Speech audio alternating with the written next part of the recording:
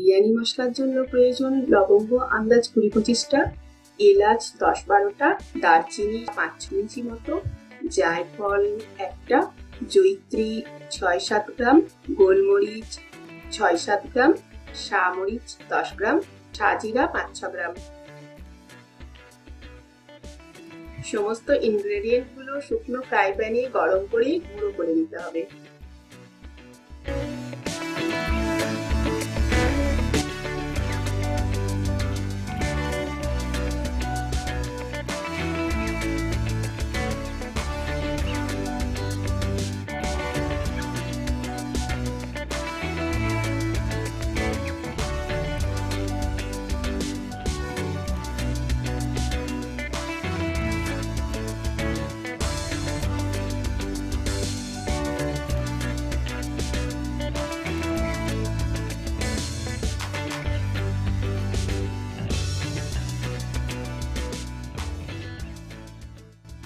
ভালো করে মিক্সিতে গুঁড়ো করে নিলেই তৈরি বিরিয়ানি মশলা।